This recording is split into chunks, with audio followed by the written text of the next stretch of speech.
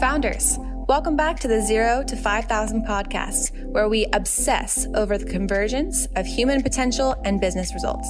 Today, our hosts Drew McClure and Jordan Mitchell have another insightful conversation for you. So let's jump right in. Welcome back to the podcast. Today, we have the privilege of being joined by Howard Chang. Howard is a serial entrepreneur, visionary leader who founded The Turn Lab, a Toronto-based marketing and tech firm. With a storied career spanning over 2 decades, he transitioned from a renowned ad agency CEO to create a groundbreaking agency model. Beginning his entrepreneurial journey at just 20 years old, Howard navigated both early success and bankruptcy by the age of 29. In so, he displayed a remarkable resilience. His ventures have spanned diverse sectors such as retail, sports marketing, and technology. And here to tell us what he's learned along the way is Howard himself. So Howard, thank you so much for being here. Thanks, Drew, and thanks, Jordan, for having me. We are excited. I really want to start with, one, how did you, at 20, what sparked the entrepreneurial bug? How did you get into this whole game? I think I would probably think of myself as more the accidental tourist when it comes to entrepreneur. I was raised in a typical immigrant family. My parents came from Taiwan. I jokingly tell people I was made in Taiwan, and they were your typical immigrant family. You got to become a doctor, you got to become a lawyer, you need to turn around the fortunes of our family in one generation. So that's your job as an immigrant child. And I wasn't really cut from that cloth. So I did go and studied architecture at university, but I kind of always felt restless around, am I going to be okay working for somebody else? Am I going to be okay climbing the corporate ladder? Because I always was a little bit of a radical in terms of the way I looked at my life. I was an environmental activist in my teens. I was like picketing town halls to, clean up our rivers. And I really wasn't very corporate in nature. So at 20, I kind of accidentally fell into an opportunity while I was in the middle of university. I was a very avid cyclist. I raced bicycles. I love bikes. And I had a buddy of mine that was trying to open up a bike shop. So he asked me if I could help. I said, sure, I'll give you a hand. And within a few months, it became evident that he wasn't actually committed to the project. And he actually said to me, why don't you just take over? And I'm like, I'm in the middle of university. How am I going to do this? So kind of on a wing and a prayer, I said, okay, fine. And I decided I would, operate it full-time during the summer, part-time during the winter. And somehow, maybe by accident, maybe by force of will, a little bit of talent in there, I grew it into a multi-million-dollar, multi-location chain of bicycle retail stores that specialized in high-end bikes. And ran that for about 10 years. By the time I was 25, I was driving a brand new red Porsche, had bought 2 houses. I was definitely living the yuppie lifestyle in the 80s. And by the time I was 29, I went bankrupt, trying to grow it on 17% bank financing, which is not very sustainable. So that was quite a roller coaster ride in my 20s. Came out, a little bit scathed, lost my house, lost my business, lost my marriage, and ended up raising my 2 kids in the basement of my parents' house for about 9 months after that. So it was definitely a bit of a humbling experience as my first try into entrepreneurship. What was that like emotionally to recover from, you have the early success, you got the car, you got the house, and then all of a sudden you're selling the house, losing the car. What was that like just emotionally for you? Well, let's be clear. The bank took the house and the bank took the car. There was no selling. When the bank calls a line, they're pretty serious about it. So a few things I learned along the way. I learned that I'm not the smartest kid in the room, and that I need to listen more to great advice. I had good advice. My dad was an economist, and he talked to me about the math of financing growth at 17% interest and said, really isn't sustainable. But I didn't believe him because I was young and foolish and pretty full of myself in my 20s. And so I think that was a big lesson. I think when you end up in the basement of your parents' house pushing 30, you do think about life. And I had to really think about, okay, am I qualified to do anything? Like, I never practiced as an architect. I went right into business. Don't know if anybody in the industry would ever hire me again. So what can I do? So there was definitely a lot of soul searching in that moment. If I told you I had a quick rebound and was super successful, no, it was hovering around the bottom for a while as I'm trying to figure out, do I have value? Am I able to take this value? And I even had family members literally say to me, listen, just go drive a cab. Like, you're not going to start another business again. Like, you obviously are a failure as a business person. Go drive a cab, get a Joe job. Like, enough already. Like, forget this entrepreneurship. And I had close family members tell me that. How did you resist or know that wasn't the path for you? I don't like driving that much, so the cab was out. But I had an interesting conversation with my 4-year-old daughter at the time, who actually is a co-founder of my current company. So Wow. somehow the entrepreneurial genes, my son an entrepreneur, my daughter being an entrepreneur, interesting. But at 4 years old, I actually sat down and I said to her, I think Dad is going to, I've been trying to figure my way out of here. I have an offer on a job that in marketing that I'm thinking about. My 4-year-old daughter looked me right in the eye and said, you would make the worst employee ever. I go, what do you mean by that? She goes, well, you'd try to take over the company within a week of working there. And so she called me out. At 4, she recognized that her dad was just a little bit different, couldn't really define it, but she knew I wasn't going to make a good employee. So that to me was actually a bit of a turning point for me. That's when I realized, okay, I got to start my next gig. I have no money. I owe my parents, like a lot of money because they helped cover me as I went bankrupt. I had no credit card. I have no credit. So how do I start another business? So that was the big question I had to answer at the time. And you probably want to know the answer. So how did you answer it? Well, yes, please tell us. I think when I say the accidental tourist, what I mean is I had to think about, well, what was I good at in my other company? So I knew I wasn't great at finance, obviously.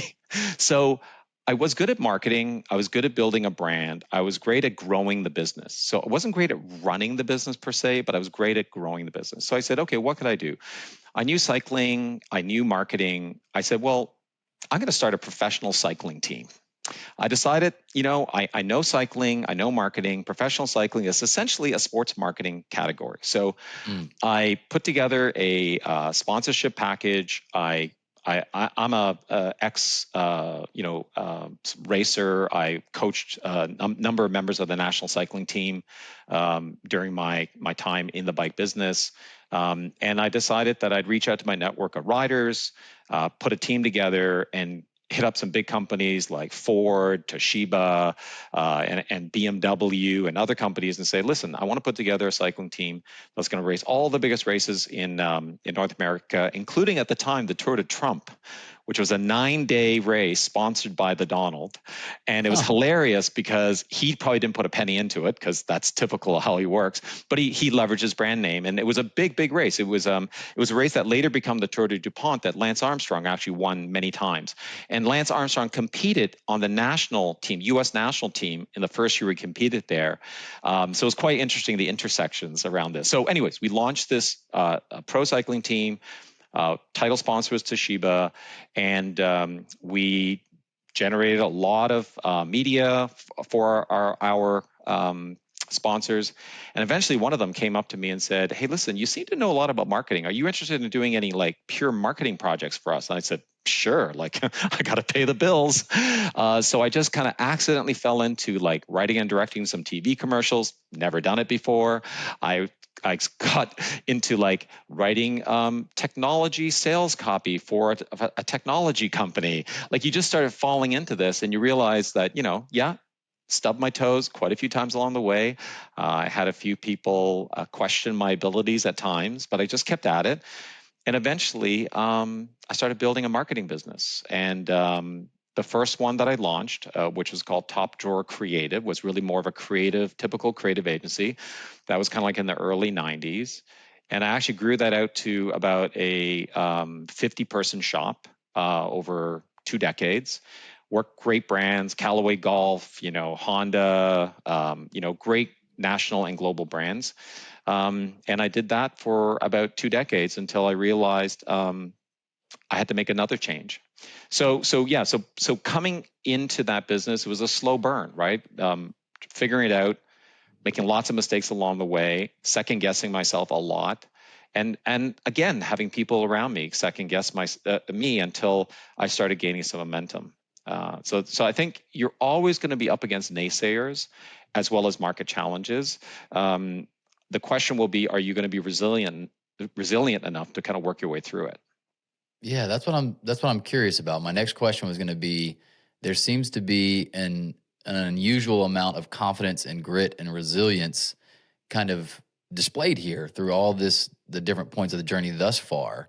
Where do you think that came from? What developed that in you? I would like to think that my long background in both martial arts and competitive sports and other areas is a big contributor. And, if you guys both look pretty healthy and fit, so I'm sure you guys do sport.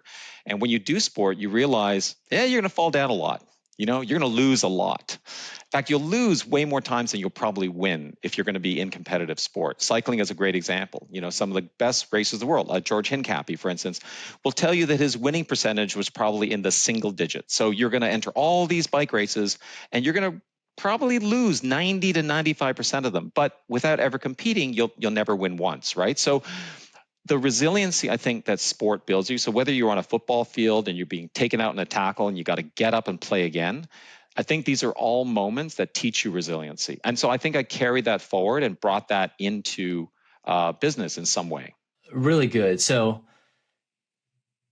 the resiliency, absolutely, the ability to bounce back up. Do you feel like that also played into the confidence in this of like, did the confidence kind of grow as you stepped into this new opportunity? Okay, we're building the sports marketing kind of team. Things start to go well, and it just kind of rolls on itself. Or do you feel like that's something where you go, you know what? Actually, it seems more innate to my wiring, my personality. It's kind of natural, God-given thing that I just continue to believe in myself. Or do you feel like some combination of both? I think when I was very young, I was actually very insecure. And I actually had a bit of a stutter growing up. And so I had to kind of overcome like the stutter, which was, as you can imagine for a young kid in public school, that itself was a challenge. But I think as I got older, I kind of developed a sense of bravado. And I think I used bravado to overcome that kind of fear and social awkwardness. What I've learned as I've grown in business is that if you keep learning lessons and keep integrating lessons, that bravado eventually turns into courage. And I think the true definition of courage isn't the absence of fear. It's kind of doing the right thing in the face of fear. And so I think as I developed more maturity in business, I was able to be more courageous in terms of how I approached every problem or every challenge, and maybe that gave me a bit more intestinal fortitude to deal with some of the harsher realities of business.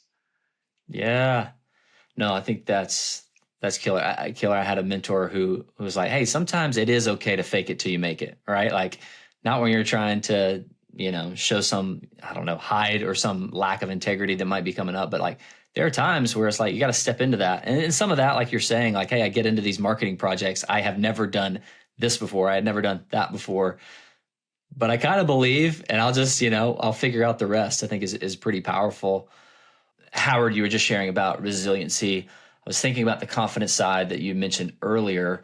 What do you think developed that confidence? Is it something that you truly feel like was like nurtured into you, experiences have built, or does it feel like there's some level of innate, natural, inborn, where you're like, I just kind of had it and I was able to bring it to it? Or was it, somewhere where it was a little bit of combination of both? Well, definitely did not have it. I grew up, English is actually my third language. And when I was, growing up in public school, I developed quite a heavy stutter. And to this day, even when I get really tired, I will start stuttering again. So that doesn't inspire your confidence when you're going through public school as an immigrant kid.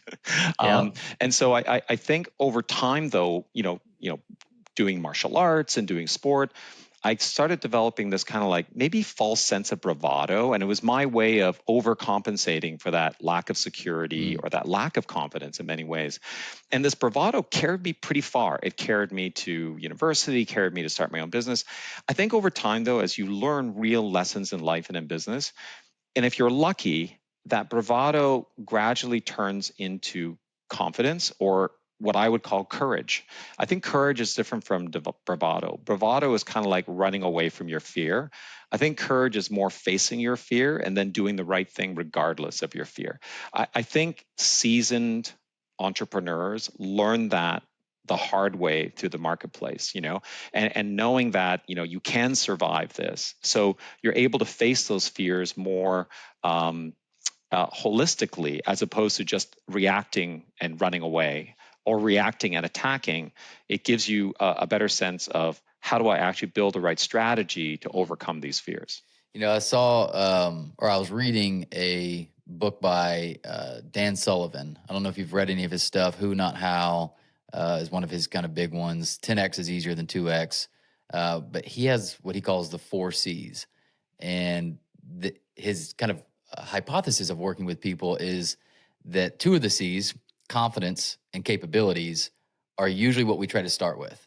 Like, I won't engage this unless I feel like I have the capabilities and unless I feel a sense of confidence that I can do this. And he encourages to let those 2 be last. And the first 2 C's are commitment and courage. And so he's like, first decide, do I want this? Mm-hmm. And if I really want this, then I've got to commit to it. And as I commit to it, I've got to have what you're talking about, which is the courage to show up to this wherever my capabilities are at the time. Like, I'm going to commit to it. I'm going to have the courage to show up to it. And he said, when you do those 2 first, your capability gradually increases. And then as your capability increases, confidence naturally rises with it. And it sounds like very similar to what you're talking about. And what I would highly encourage is don't wing it. Back in the 90s, we had this crazy thing called the public library. And so I would go there and do all kinds of research. So before I wrote my first TV commercials for a client that I'd never done before, I actually spent like a week in the public library reading about film production and pulling a production together and what should a director actually do. Oh, here's some tips on screenwriting.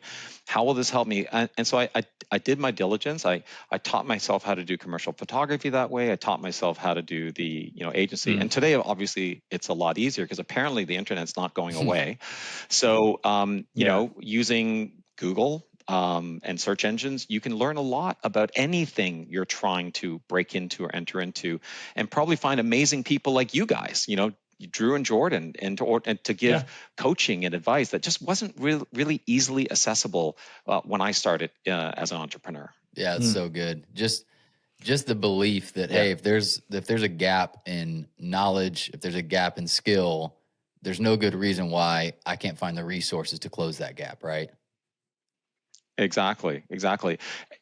Fake it till you make it, I think, is a great soundbite, but I would say come prepared, right?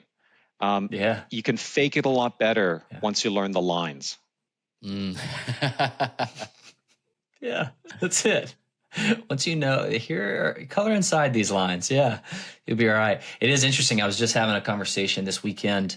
I went to the Clemson University football game. We did get the W, which was wonderful, which is always nice around these parts to get the win. But I was having a conversation with a good close friend of mine, and he's in a new job. He's in a new role, and he was feeling that, that inadequacy of like, man, I can't be elite at this, because I was challenging him like, hey, man, like, this is where you're at right now. Bloom where you're planted. He's having some bigger questions where he feels like he had a rock bottom. He's kind of moving through that a little bit. And I'm like, hey, like, let's go be elite at this thing the best you can. And so he's sharing all these things that I don't know, right? And on the other side of that, we said, well, you only have to be stupid about those things for a short period of time, right? You can ask questions. You could go do your learning. Google's probably got answers to every single one of these things that you're feeling right now. And like, you're a competent person. You've shown competency ever since I've known you, right? At least well over a decade. Let's just keep moving. It's only for a period of time. And it is interesting how that little feeling could either slow you down, make you question yourself deeply, or you find some level of grit, resilience, and just go, it's just a season, right? And that's what I think it was encouraging is like, when are there times where you see your life stuck and static versus dynamic, changing, transitioning? Have you guys ever been on a really bad date where the other person just wanted to talk about themselves the whole time? Unfortunately, Yeah. yes. So that was me. Option number one, but yeah. So that was me in the 80s, right? So as a business person in my 20s, because I didn't have the confidence that I knew what I was talking about, I was constantly convincing people I knew what I was talking about. I think as I became more experienced in business, I learned how to be a good date, which is show interest in the other person, show interest in what they care about, ask great questions, be a great listener. So, one of the best pieces of advice I give young entrepreneurs is be a good date in every situation. Yeah. So it doesn't matter whether that's a new business situation, a customer service situation, ask, listen, care. Because when you do, you actually gain a ton of power in order to manifest your destiny in business. And so I think that's one of the most important lessons to learn, and probably one of the hardest lessons to learn as an entrepreneur. Yeah. I was telling someone that the other day, they were just getting, it might even been one of our clients, was just getting curious about the work Jordan and I do. And they're like, man, how do you know what to say? Like, there's got to be moments someone's presenting a challenge or a problem you don't want to say. I'm like, yeah, plenty. But my kind of go-to is if I don't really know what the wisdom is yet, I just keep asking questions. Like, if I can keep asking questions, I just think wisdom emerges where you're like, oh, there it is. There's kind of the next step forward, right? And I'm curious for you, when I hear your story, again, we've only covered up until, sounds like in your 30s, you have a fantastic sales ability, right? The first shop you opened, you obviously were able to sell and scale, and then you hit rock bottom and you were still able to approach massive companies, sell them on this idea of your cycling team, get them to believe in you. Then you had people take chances on you to market their commercial and all that kind of stuff. So you have a sales ability. What do you think are some of the keys to, really that sales ability you have? And this curiosity, does that play into it? That being interested in the client, listening, all the stuff you're talking, being a good date, is that kind of key to your sales ability? Yeah, I mean, I think when people think of sales, they might think about, Glengarry, Glenn Ross, or used car salesman, where it's like really forceful kind of sales tactics. I've never really looked at it that way. I was never taught to really sell. I really had to navigate my life. As a skinny little Asian kid growing up in an all-white neighborhood, I was beat up a lot. I've just, I'll call it out as it is, right? So I had to figure out how to influence the people around me to keep myself safe. That was the first job at hand.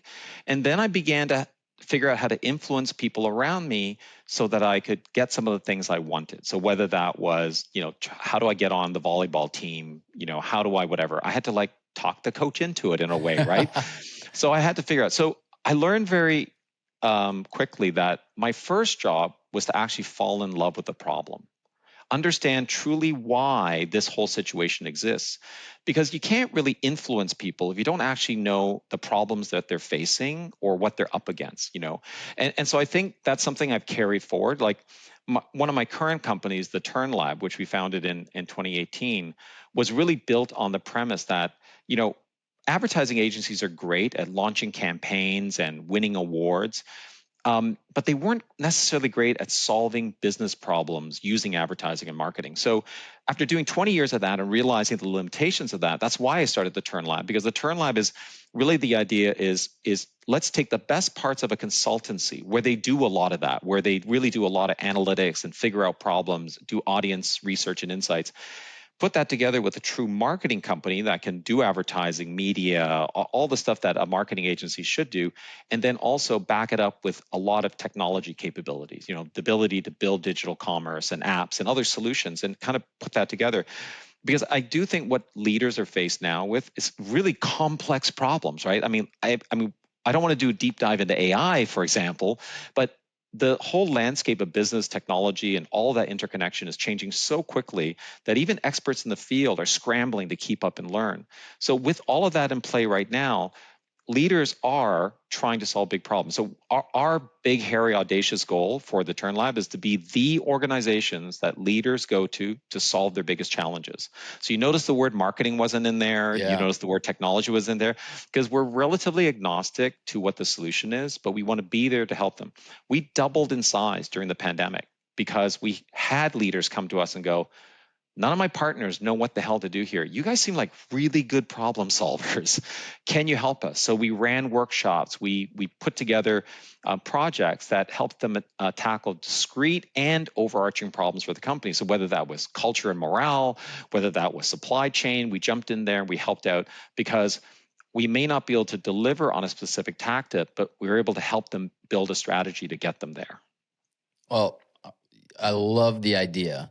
But you and I know the idea is only worth, the ability to execute on it. And so you have an ambitious idea to take a marketing agency and do more than you've seen it do in the past. Add these extra elements onto it. What was key to starting in 2018 to actually executing on that idea, turning it into, we can deliver on this promise?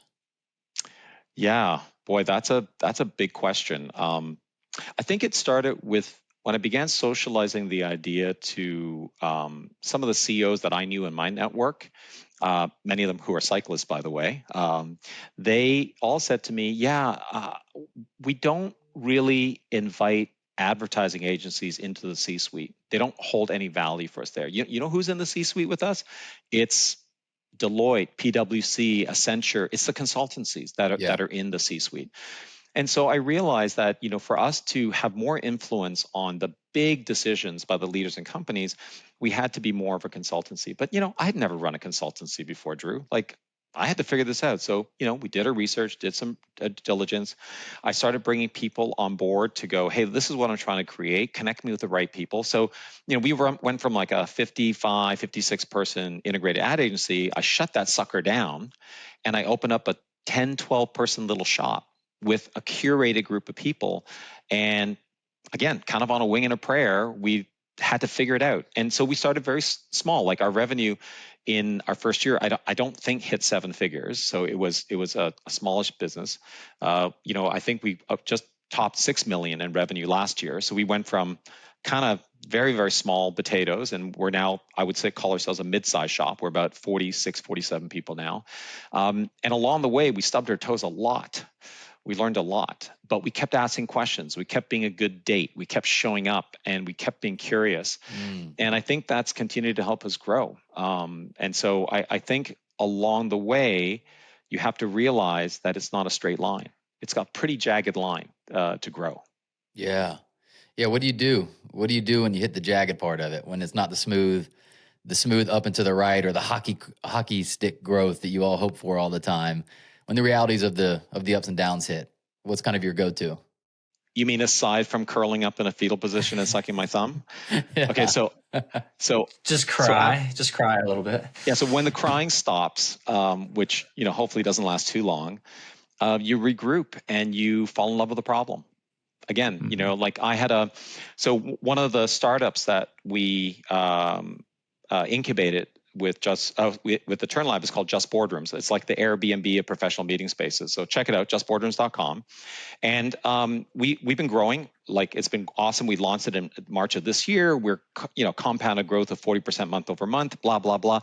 But our head of technology recently went and was basically creeping in on the messages not creeping in. We have the right to do it. It's in our user agreement to look at the messages between hosts and users. And we saw a surprising amount of users and hosts working around the platform and doing their deal direct versus booking through our platform. No, I wouldn't say a lot, like maybe 5%, but that's still a meaningful number, right? Yeah. And our goal, our thinking initially was, we're going to make our platform so frictionless that of course they'll use us. Well, apparently it's 5% couldn't care less. They will do anything possible to try to get a deal working direct. I guess Airbnb probably faces the same thing, right? Sure. Has to, yeah. Yeah. So I laid awake at 2:00 in the morning thinking this through, and I came up with what we think is a good solution. Then I went into my team and I said, look, here's what I'm thinking. Tell me everything that's wrong with this solution. And then we spent a couple of days kind of breaking it down, unpacking it. And then we built what we believe now is the right solution. So I think going back to falling in love with the problem in order to find the right pathway, bringing the right people into the room to help collaborate, because you know what? You're not going to solve it on your own, by the way. That's the other thing I've learned in business. It takes a village to create meaningful change. And not only can't solve it alone, but you can't put it in play alone. You need buy-in across the board. So the one man, one woman against the world entrepreneur mythology is quite false. To do it well, you really need to build a team around you that really will work and support your vision. Yeah. I want to come back to a problem that you mentioned, which is, the C-suite isn't looking at marketing agencies, at least, as value to the conversation in the C-suite. The consultancies are there. And I was thinking about like, hey, one of the big major 3 functions of every business is like, how do you grow your business, right? And I would call it the sales and marketing function, right? You have to figure out how to grow it. And so I'm curious around, I hear your solution, but also like, how do we help people change the way they think about that, right? And honestly, it's fresh for me because I was just sitting with a group of executives 2 weeks ago, and it was the same thing. I'm like, oh man, I'm having a conversation of marketing that's different than you. You're having a conversation as if it's this campaign-driven thing, and I'm having a conversation like, this is how we grow the business, period. Like everything of how we grow the business is this conversation. And I honestly don't feel like I bridged the gap all that well in terms of how they were thinking, but I was trying to we got to change the way we think. I've got a longer relationship. I've got some time, but I'm curious to that too of like, oh, how do we help people change the way they think? Or what are you seeing in that's like the little, paradigm shift that you're helping people see in terms of the value that you're bringing? Yeah, I think if you're selling a solution versus truly understanding the problem, you'll always be stuck in that space where marketers get stuck in, right? Oh, I'm going to sell you a solution. I'm going to sell you a campaign. I'm going to sell you some video content. I'm going to sell you a website. So our conversations are very different. Our conversations are more around what's keeping you up at night. And they'll say things like, you know what? I don't really understand my customer. Like, for the longest time, I thought I was the customer, but I'm beginning to learn maybe I'm not. I need help with that. Or it might be, I have a real culture morale problem. This pandemic has just knocked the stuffing out of our team and they're fatigued and whatever. I really don't know what to do about that. Well, you'll notice that in both those circumstances, there is expertise that marketers have that can actually help close those gaps.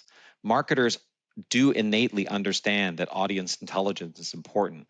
Marketers do innately understand closing the gap between the company and their audience is really important. So we leverage some of those skills, and then we add layers of kind of research capability and analytics and data capability.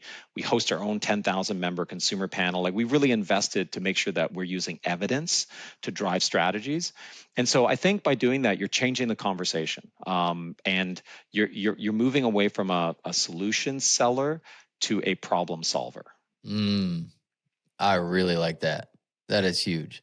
And you can tell the difference when somebody calls you, when you get in a discovery call, when you're on a meeting, and they got their solution, that they're going to find a way to horseshoe into your problem no matter what. And as a buyer, I'm immediately defensive against that.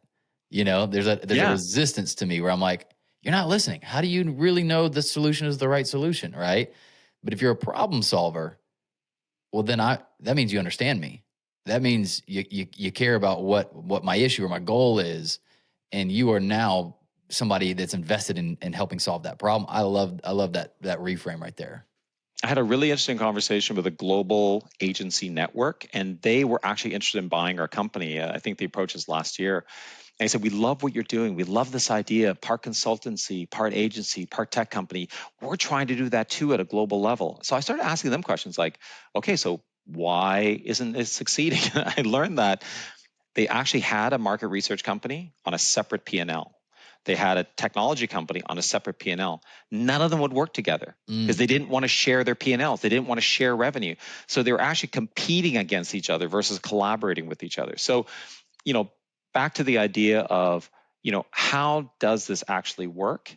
it only works through those deeper human connections, because business is never just business. Business is always personal, as you guys probably know more than many. Yes. And if you don't build those personal connections, you can't create real collaboration. And if you're only worried about your P&L versus their P&L, you're never going to actually be able to be a problem solver. So it's kind of putting ego aside, putting P&L aside, and really showing up as your authentic self with your client, and deeply understanding what's keeping them up at night, and whether you can even offer the service or not.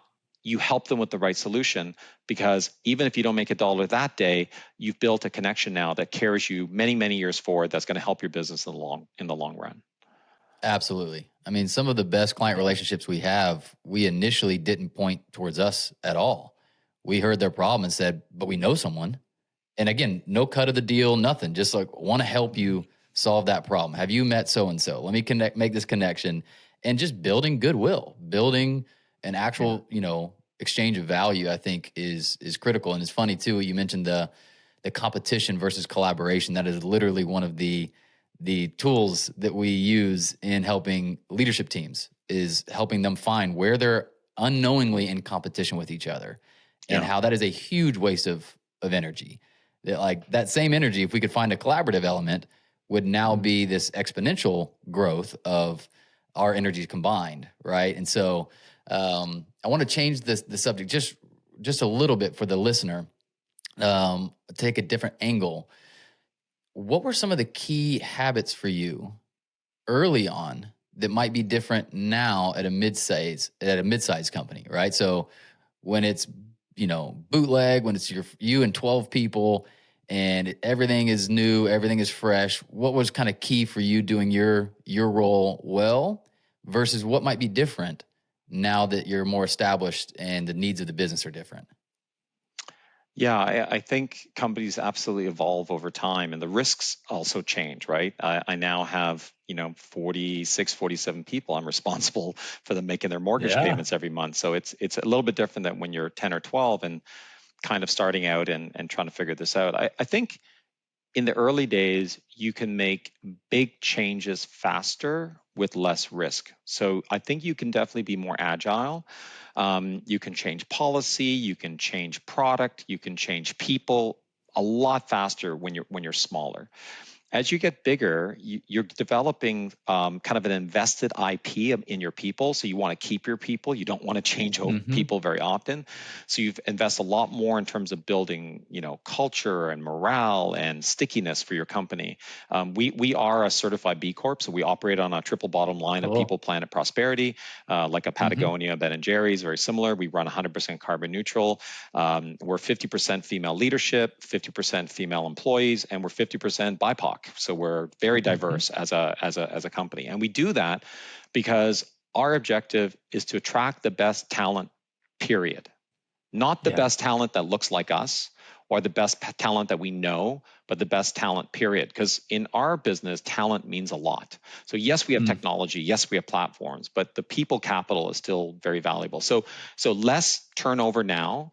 And I would say we're probably turning a bit more of a tanker than a speedboat right now, because and as you know, you can't turn a tanker too quickly, right? It's got to be in degrees. So we're doing more iterations to get us there. I've hired a new CEO. Her name is Stephanie Hurst. She's amazing. I basically fired myself from the CEO job and gave her the job. So I'm in more of an advisory and governance role for the organization now, or the unofficial rainmaker for the organization. Yes. But Stephanie comes from running a much bigger company, and she loved our entrepreneurial spirit. She loves the new model, which she is not that familiar with because she came from a traditional kind of creative agency that was about maybe 3-4 times our size. But what she brings in is not just obviously her intelligence and smarts. She brings in the ability to organize and operate better than a pure entrepreneur like me. She actually describes herself as an intrapreneur. So she is great at coming into companies, helping them grow in a healthy way. And that's the other thing about entrepreneurs. Like we do need to recognize when we need to hand the reins over when it comes to our leadership or certain aspects of our leadership. And that's something that's hard to do because there's a lot of ego attached to, your role as a leader.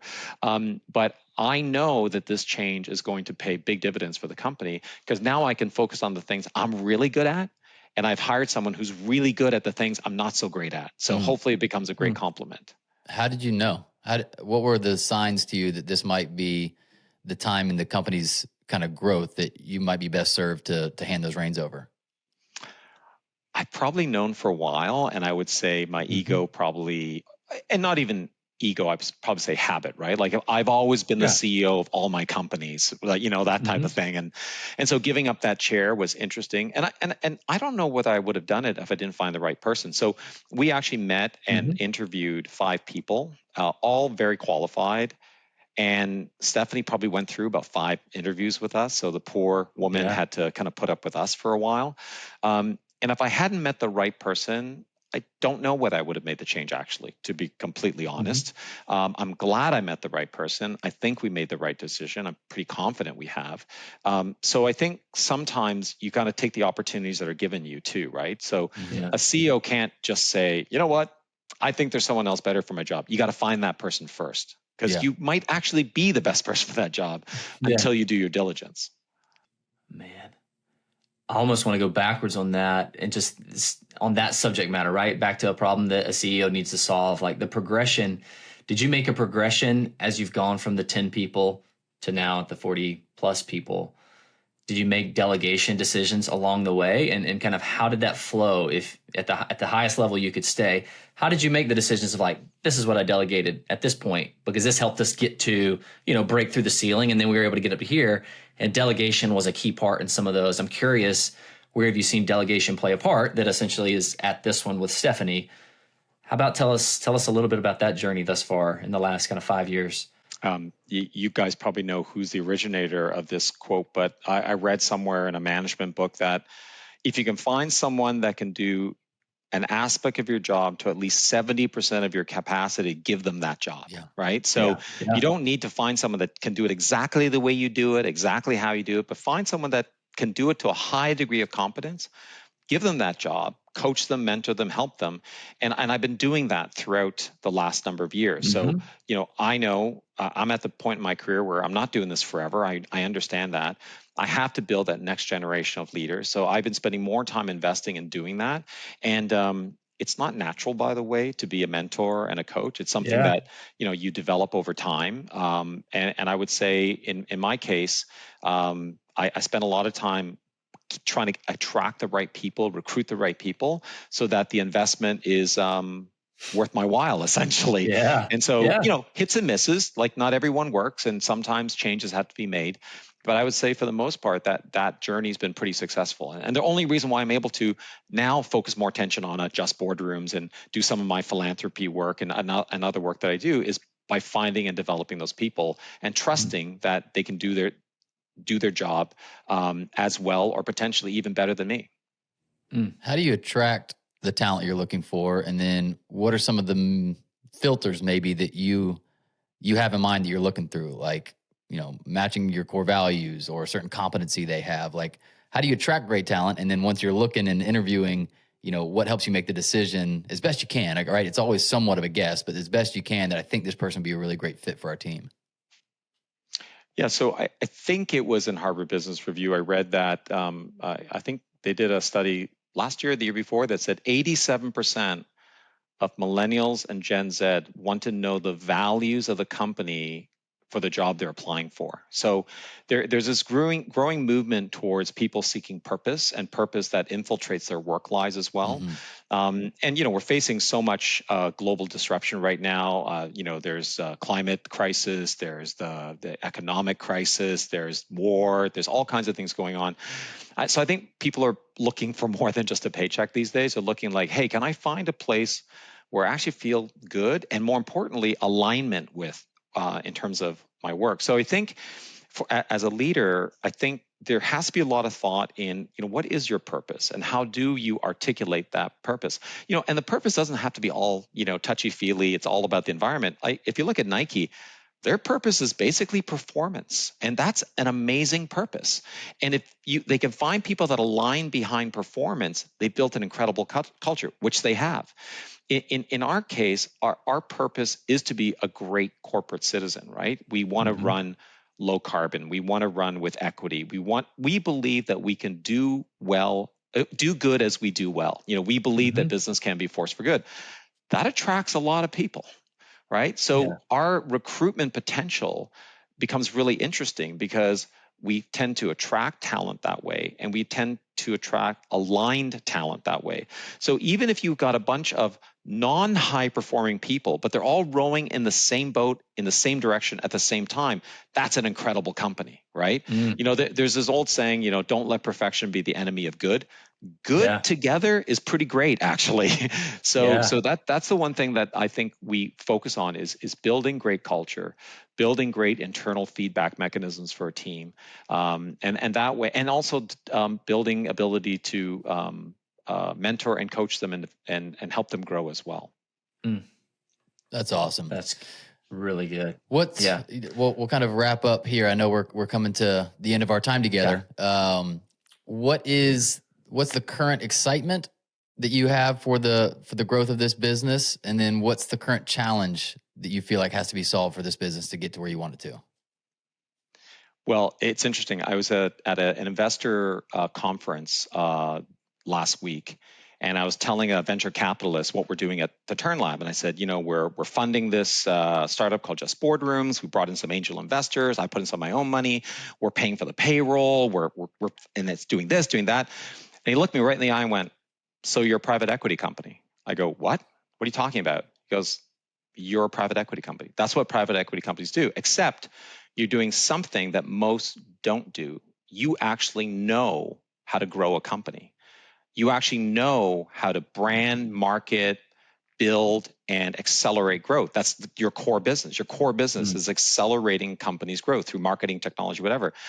He said, "I can give you access to capital, but you guys have the expertise and you're already investing your capital.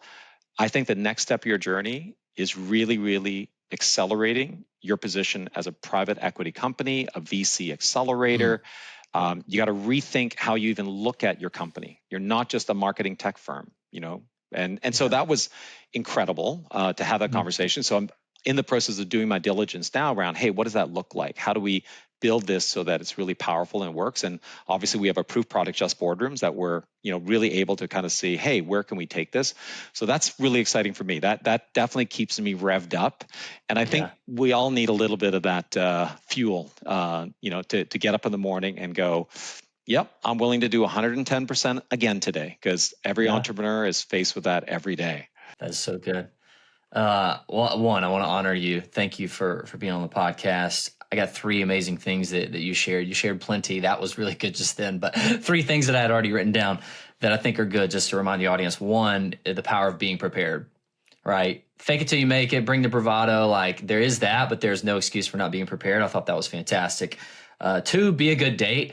I feel like it's a good, memorable thing, right? And just the idea of like, what is a good date? And a good date is interested before interesting, right? Like, they're going to ask the questions before, just talking about themselves. I love that. And then the 3rd one is just a slayer, which is fall in love with the problem, right? Fall in love with the problem.